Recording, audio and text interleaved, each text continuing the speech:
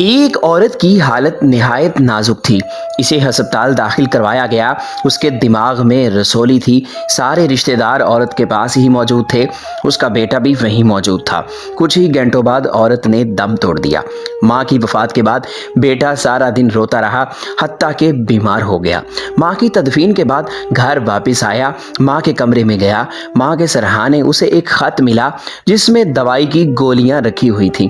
خط میں لکھا تھا، یہ گولیاں کھا لو بیٹا، تمہیں ہمیشہ رونے کے بعد بخار چڑھ جاتا ہے اور زکام ہو جاتا ہے۔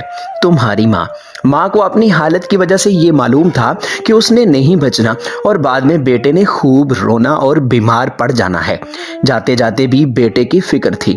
حالات بھلے کیسے بھی ہوں، ماں ہمیشہ اپنے بچوں کا خیال کرتی ہے، ان کا بھلا چاہتی ہے۔ اپنی ماں سے محبت کریں، ان کا خیال رکھیں۔